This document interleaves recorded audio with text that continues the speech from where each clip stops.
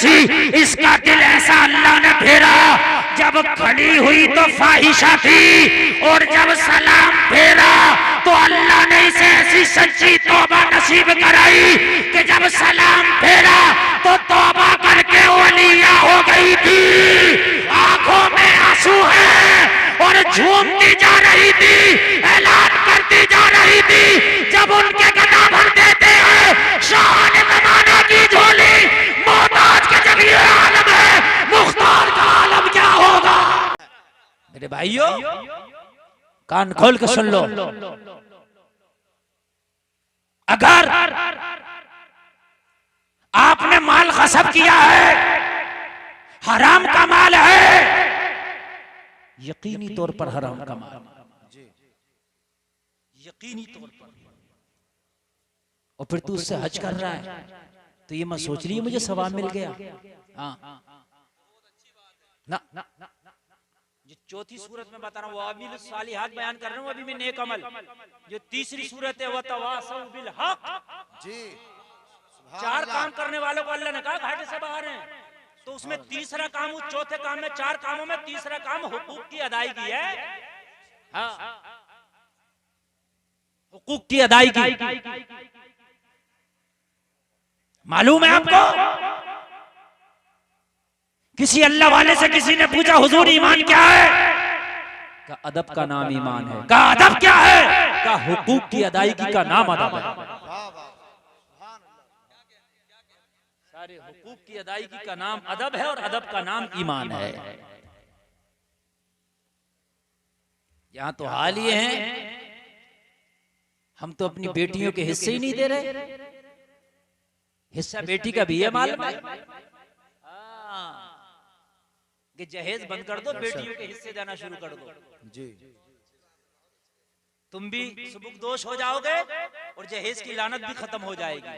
और खासकर देहातों में तो ये रिवाज ही नहीं, शहरों में तो किसी हद तक है भी, देहातों में तो बिल्कुल है ही नहीं, बिल्कुल खारा डकार, सोच रहा कि मैंने जहेज दे दिया सब कुछ हो गया। और मेरे भाई कान खोल कर सुन ले, जहाँ बेटी का हिस्सा है वहाँ बेटे का हिस्सा है, वहाँ बेटी का भी हिस्सा है। इन उलमा से पूछ हजरत मेरे इतने बेटे हैं, इतनी बेटियां हैं, अब बताओ मैं हिस्सा कितना कितना बना लूं, कितना कितना हिस्सा देना है।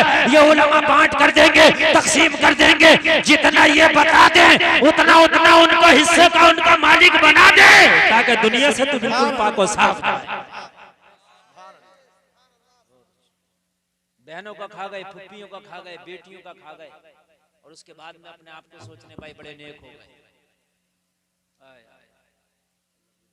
मेरे भाइयों हुकूक की अदायगी करो। हमारे एक उस्ताद हैं अल्लामा अकबर अली साहब क़िबला जामिया नईमिया मुरादाबाद में पढ़ाते हैं, अल्लाह सलामत रखे, बड़ी नेक शख्सियत। एक दिन मैं बैठा यार ऐसी बात करने लगे, मुझसे कहने लगे मौलाना गुलफाम एक दिन यार मैं बैठा था और बैठे बैठे सोच रहा था अकबर अली तू तो बड़ा अपने आप को नेक समझता है, मगर तूने तो वो काम किया है कि जो शायद तू अपने आप को नहीं माफ कर पाए। मैंने कहा हुजूर क्या हुआ? कहने लगे यार एक दिन मैं सोचने लगा कि मैं उशर तो निकालता हूँ लेकिन मेरे घर में भैंसे भी पलती हैं, जानवर भी पलते हैं, उनका जो चारा बोता हूँ चरई बिरसीम वगैरह, उनका तो मैंने उशर निकाला नहीं। चरई बिरसीम का है तो वो भी खेती, अल्लाह अल्लाह है तो वो भी खेती।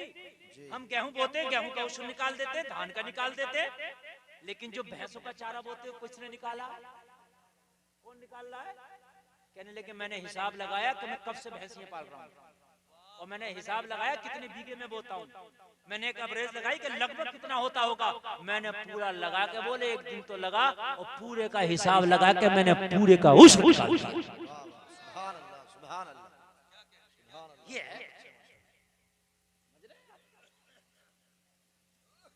अल्लाह अल्लाह। यहाँ तो हज को जा रहे हैं तो ज़कात निकालने, भाई काय की ज़कात निकालना, बोले वो हज के पैसे की ज़कात निकाल रहा हूँ, और जो पहले से था उनको डका नहीं रहा था। देख रहे हैं अब हज चला तो ज़कात याद आई से, हज चला तो ज़कात याद आई, हज के पैसे बाकी का जो पैसा तेरा पड़ा ताम झाम जितना इसका कौन निकालेगा? ज़कात निकाल कर तैयार रहो बिल्कुल पहले से, फिर हज जाओ तो अलग से ज़कात निकालने की जरूरत नहीं है, इसलिए कि पहले से ही आपका पैसा और माल जो है ज़कात निकाला हुआ, साल के साल ज़कात निकाला। भाइयों बायजीद बुस्तामी को पता चला, रोने लगे। यार गुनाह वो कर रही थी, मुंह काला नौजवान जाके कर रहे थे, रो अल्लाह वाला रहा है।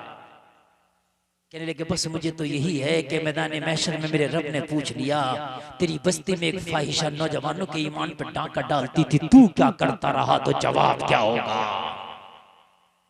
मुरीद परेशान, मैंने कहा बता दिया, अपने पीर को परेशान कर दिया, अपने पीर को। मगर ये आज का पीर नहीं था जो पैर फैला के सोता हो, ये कल का पीर था जो लोगों के एक एक गुनाह पर भी नजर रखता था। पीर पैर फैलाने के सोने का नाम नहीं है ना, पीर होता ही वो था जो मन भी साफ कर दिया करता था और उसकी जिंदगी के सारे मामलात को साफ कर दिया करता था। कहने लगे पता लगा क्या उसका बाजार कब लगता है। मुरीद पता लगा क्या, कहने लगा हुजूर जब शाम होती है, सूरज डूब जाता है, रात अपनी तारीख चादर को तान देती है, तो नौजवान उसकी हवेली का, उसके घर का रुख करते हैं और अपना मुंह काला करते हैं। बायजीद बुस्तामी को कहा चैन, फजर की नमाज पढ़ी, हाथ में मुसल्ला लिया, तस्बीह पकड़ के उसी फाहिशा के दरवाजे पे डेरा डाल दिया, वही बिछा दिया मुसल्ला। उसका बाजार तो लगता था मगरिब के बाद, मगर ये तो फजर के बाद ही पहुंच गए। इन्हें कहा बस वहीं पर बैठे हैं, अल्लाह अल्लाह हो रही है। अब कोई आए आके देखे हजरत तो चला जाए शर्मा के, मगर ये सोचे हजरत कहाँ आके बैठ गए हैं। यहाँ तो शराबियों का आने की जगह है, नफ्स परस्त आने की जगह है, हवस के पुजारी की आने की जगह, ये कहाँ बैठ गए। मगर वो आज के मुसलमानों की तरह नहीं थे। अगर आज किसी मौलवी को देख लेना तो अगर 5 टाइम की नमाज भी उसके पीछे पड़ता तो मानेगा नहीं, फोटो खींच के व्हाट्सएप पर पहले डालेगा, देखो मौलवी कहाँ बैठा है। चाहे 5 टाइम की नमाज पढ़ता हो, सोचेगा नहीं कि किस लिए बैठे हैं, इसमें क्या वजह हो सकती है, पहले पूछ लूं, तहकीक कर लूं। हर आंख का देखा सच्चा नहीं होता, पता नहीं किसी मजबूरी में तो नहीं बैठे, पहले फोटो खींच के डालेगा कि देखो ये बैठ। और जो लोग देखेंगे ये नहीं कहेंगे भाई तहकीक तो कर लेता, वो और शेयर कर देंगे, वो आगे बढ़ा देंगे। और देखो निजामे में कदा को जिस तरह बिगड़ा है ये साकी, उन्हीं को जाम मिलता है जिन्हें पीना नहीं आता। मौलवियों के फैसले वो जाहिल कर रहे हैं जिनको अलहम शरीफ याद नहीं है। मस्जिद में कौन इमामत करेगा, कौन रहेगा, कौन नहीं रहेगा, इसकी इमामत वो मुतवल्ली कर रहा है जिसे सना याद नहीं।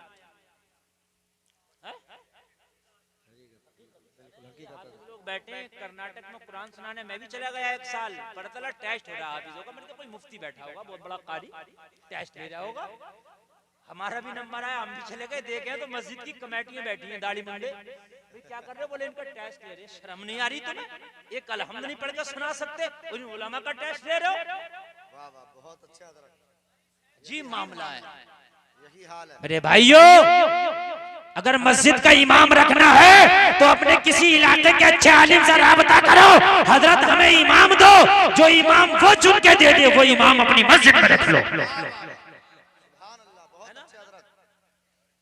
और नहीं तो और बरेली शरीफ जाओ अपने मरकज, वहां से लेकर आओ। समझ रहे हैं आप, अपनी मर्जियों से इमाम चुन लिया और अपनी मर्जियों से निकाल दिए तुमने। ना चुनने में किसी मौलवी का हाथ था, ना निकालने में किसी मौलवी का हाथ है। अल्लाह खैर फरमाए।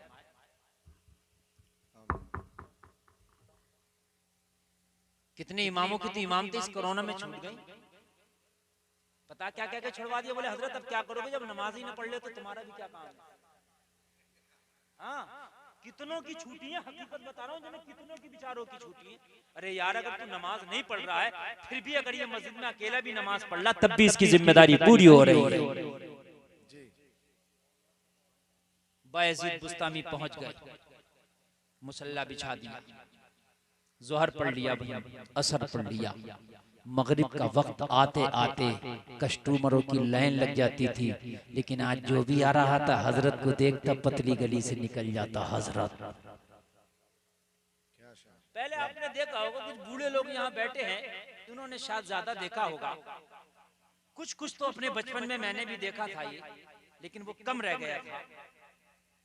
अगर कोई शख्स बीड़ी भी पी रहा ना तो अपने महल्ले के बड़े किसी शख्स के सामने नहीं पीता जी। यार चचा ताऊ खड़े हैं नहीं पीता था, अब्बा के सामने नहीं पीता था, हजरत नहीं, ये बात होती थी नहीं होती थी। मियाँ हद ये है कि रमजान के महीने में गैर मुस्लिम किसी मुसलमान के सामने नहीं खाता पीता था। जब आप हमारे अपने खाने पीने लगे तो फिर गैरों से कैसे करें? थोड़ा इतना अदब होता। अगर किसी लड़की को अपने घर से निकल के पड़ोस वाले घर में जाना ना तो वो अपने झरोके से दरवाजे से देखती रहती थी, मैं इस घर से निकल के पड़ोस के घर में जाऊंगी, कोई रास्ते में हमारे मोहल्ले का बड़ा शख्स खड़ा तो नहीं है। छिपी रहती थी और जब वो हट जाता था तो शटाक से निकल के फटाक से उसके घर में पहुंचती थी। मेरी बात गलत तो नहीं है? और बता दूं मैं आपको, कयामत क्यों नहीं आए, जलजले क्यों नहीं आए? पहले जमाने में ऐसा होता था कि निकाह हो गया, शादी हो गई, मगर विदाईगी नहीं होती थी। लड़की की चाले होते थे, गोने चाले, वो 4-4 साल और 5-5 साल में होते थे। अरे तुम्हारे जमाने में नहीं होते थे, मगर सुन लो, आखिरी तो तुम नहीं बोली है। हाँ, सुन लो 5 साल में गोना हो रहा, निकाह होने के बाद ये उलमा बैठे, निकाह हो गया, बीवी उसकी हो गई। निकाह होने के बाद बीवी उसकी हो गई। वो चाहे तो कहीं अपने साथ ले जाए, वो चाहे तो उससे अकेले में बात करे, खलवत में बात करे, जलवत में बात करे, इसलिए कि उसकी बीवी हो गई शरई तौर पर वो जिस दिन उसने निकाह कर लिया। लेकिन पहले चालों का रिवाज था, शर्मो हया इतनी थी, चाला होने के बाद अगर हाँ निकाह होने के बाद 5 साल में चाला हो रहा तो ये लड़का 5 साल तक लड़की से बात करना तो दूर की बात, उस बस्ती तक की तरफ से नहीं गुजरता था। इधर हमारी शादी हो गई है, लोग क्या कहेंगे? गुजरता तक नहीं था, लोग क्या कहेंगे? उस लड़की को देखना, बात करना तो बड़ी बात, देखना बात करना बड़ी बात हो गई, जबकि निकाह हो गया। लेकिन उधर गुजरता भी नहीं था। और आज वो आखिरी वही है कि खाली रिश्ता हो गया, मोबाइल आ जाता उधर से, खाली रिश्ते पे मोबाइल आ गया और छुट्टा खुले खजाना लड़की बात कर रही है उस लड़के जिससे निकाह नहीं हुआ, अभी खाली रिश्ता हुआ। अब घर वाले भी कुछ नहीं कह रहे, ये तो वही बात चल रही है जहाँ रिश्ता हो गया। और तुझे पता है जहाँ रिश्ता हुआ वही बारात भी जाएगी, वही निकाह भी होगा। हमने तो रिश्ते भी टूटते देखे हैं, मंगनियां भी छूटती देखी है, बारातें भी लौटती देखी है। अरे रिश्ता हो गया तो ये कैसी भी हयाई है कि फोनों पे बातें शुरू हो गई, जब तक निकाह ना हो जाए इसका आपस में कोई रिश्ता नहीं। नारे तकबीर, नारे रिसालत, उलमाए अहले सुन्नत, मसलके आला हजरत, फैजाने गौसे आजम, अजमते मुस्तफा कॉन्फ्रेंस, हजरत अल्लामा मौलाना मुफ्ती गुलफाम साहब किबला। नारे तकबीर, नारे रिसालत। बहुत अच्छे हजरत, बहुत अच्छे। ये हया की पहले, आज हया के जनाजे निकल गए। लोगों, हया ईमान का हिस्सा है, हया पैदा करो। ओ मेरे भाई, बायजीद बुस्तामी बैठे, मगरिब का वक्त हो गया मगर एक भी कस्टमर नहीं आया। आता था हजरत को देख के लौट के चला जाता था। कहते भाई क्या हुआ? कहने लगे हजरत बैठे। अब भाई क्यों बैठे? हजरत जाने, लेकिन यार मेरी हया गवारा नहीं देती कि हजरत बैठे, वहां मैं चला। शाम हुई, फाहिशा ने अपनी खादमा को भेजा, नीचे जाओ, कितने कस्टमर आए हैं सभी की लिस्ट ले आओ, नंबर बाई नंबर वो मुझसे मुलाकात करें और उनकी फीस भी जमा कर लो। आई खादमा ने आके देखा आज तो कोई कस्टमर ही नहीं है, एक ही बैठा जिसके चेहरे पे दाढ़ी है, सर पे इमामा है। जोर से बोलो, जोर से बोलो। आई आके हैरत में पड़ गई, वापस चली गई, कहने लगी पता नहीं क्या हो गया, आज तो कोई है ही नहीं। एक बुजुर्ग सा आदमी है, चेहरे पे दाढ़ी है, सर पे इमामा है, हाथ में तस्बीह है, बगल में मुसल्ला है, लब्बे जारी अल्लाह अल्लाह। बस वही बैठ के अल्लाह अल्लाह, कोई है ही नहीं। कहने लगी अजीब है, उसने आके आज का मेरा नुकसान करा दिया, उससे जाके पूछ के वो क्यों आया है।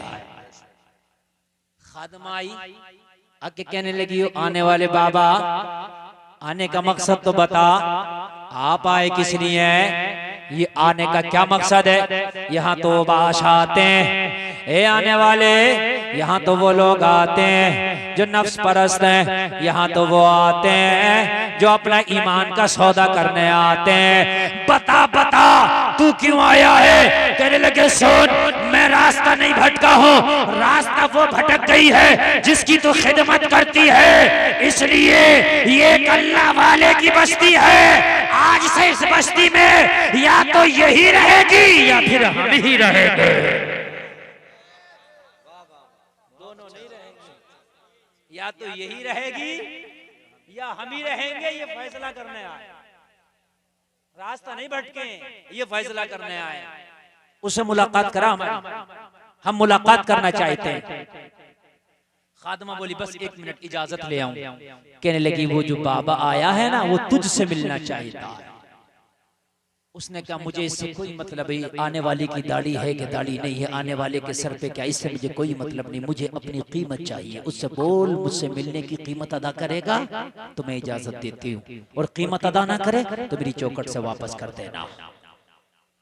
आई आने के बाद कहने लगी मेरी मालिकिन का हुक्म है, अगर मिलने की कीमत अदा करो तो आपसे बात करने तैयार है, और कीमत अदा ना करो तो उसकी चौखट से वापस हो जाओ। बायजीद बुस्तामी ने फरमाया उससे पूछ के पूरी रात की कीमत क्या होगी। पूरी रात की कीमत, किसी और को नहीं आने दूंगा। उसने कीमत बताई, इन्होंने अदा कर दी। अल्लाह अल्लाह, जरा गौर करना, कुछ लोग पैसा खर्च करते हैं जहन्नम खरीदते हैं, कुछ लोग पैसा खर्च करते हैं जन्नत खरीदते हैं। जिंदाबाद जिंदाबाद। कुछ दीन फैलाने के लिए पैसा खर्च करते हैं, है ना, और कुछ दीन को नुकसान पहुंचाने के लिए पैसा खर्च करते हैं। आपने पैसा खर्च कर दिया, पहुंचे खास कमरे में, उसके मुलाकात के कमरे में अपना तैयार होके खड़ी थी एक ऐसा शख्स आ रहा जिसने पूरी रात की कीमत तनहा अदा कर दी है, अच्छे से मिलना होगा। खड़ी है बन सबर के, जुल्फों को बिखेर के। बायजीद बुस्तामी आए, उसके हुजरे खास में पहुंचे। आपने उसकी तरफ नजर उठा के देखा ही नहीं, नजर उठा के ही नहीं देखा। निगाहें जमीन पे पड़ी हैं, कमरे में खड़े हैं। कहने लगी वो आने वाले अजीब बेवकूफ है, इतनी कीमत अदा किया है, मुझसे मिलने आया है, मुझे देखना भी गवारा नहीं, एक बार निगाह उठा के तो देख, मेरा हुस्न लाजवाब है। कहने लगे क्या करें, हमने दिल ऐसे हसीन को दे दिया है जो उसके हुस्न का कोई मुकाबला ही नहीं कर सकता। दिल तो एक ही था, वो दे के आए। हाय हाय हाय, महबूब तो कोई और है जो नजरों में खटकता है, अब तुझे क्या देखे। अल्लाह अल्लाह। कहने लगी क्या तेरे शहर में कोई मुझसे भी खूबसूरत है। कहने लगे तेरी तो औकात क्या है, उसके कदम से लगने वाले जर्रे भी आसमान के चांदो सूरज से ज्यादा चमकते हैं, जिसे मैं दिल दे के आया हूँ। कहने लगी तेरे महबूब का नाम क्या है। कहने लगा मेरे महबूब को कहते हैं आमिना का लाल। हाय हाय, मैं आमिना के लाल को दिल दे के आया, ये दिल तो उसे दे दिया है। कहने लगी दिल जब उसे दे दिया है तो यहाँ क्यों आया है। कहने लगा उसी का तो पैगाम लेके आया हूँ,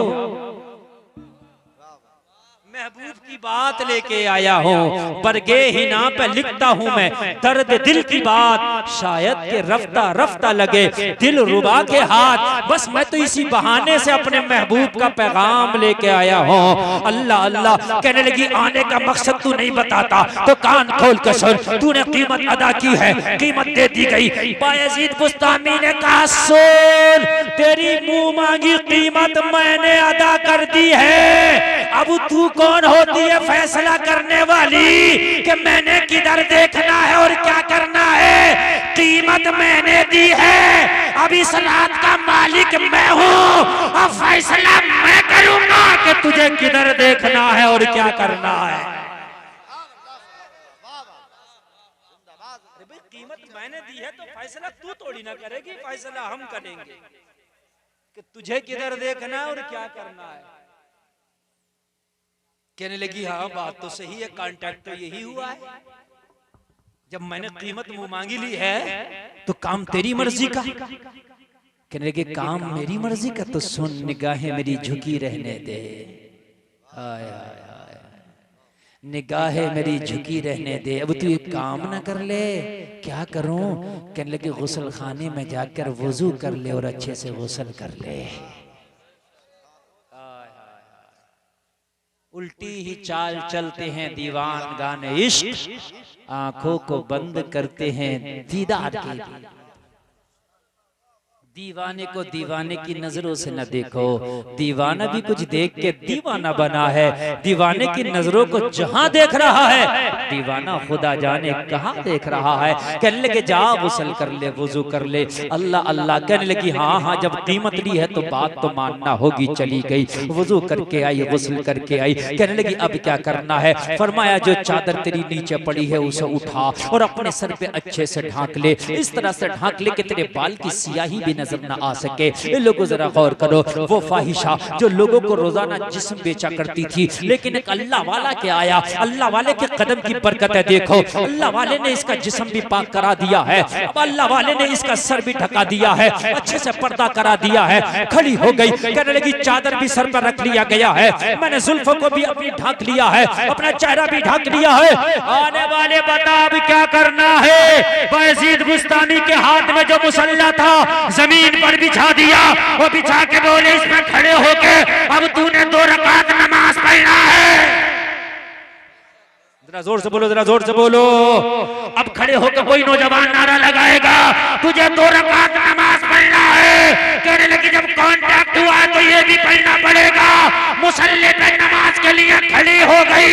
ये तो खड़ी हुई थी इसलिए कि पैसा लिया है, बात मानना जरूरी है, मगर बायजीद बुस्तामी ने इसे मुसल्ले पे खड़ा करके खुद सजदे में गिर गए। सजदे में गिर के बोले मौला यहाँ तक लाना मेरा काम था, अब यहाँ से आगे ले जाना तेरा काम है।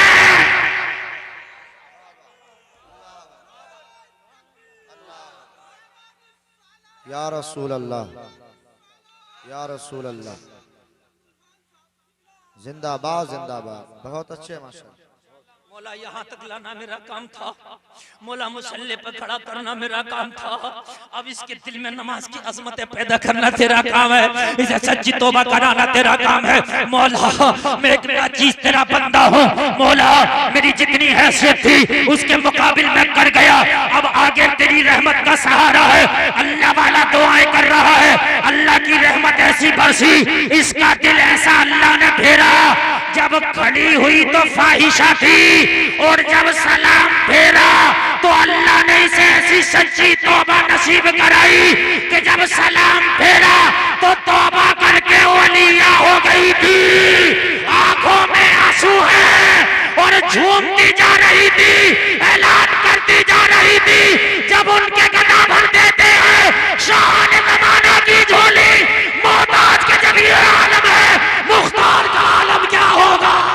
नारे तकबीर, नारे रिसालत, उलमाए अहले सुन्नत, मसलके आला हजरत, फैजाने आला हजरत, अजमत मुस्तफा कॉन्फ्रेंस। नारे तकबीर, नारे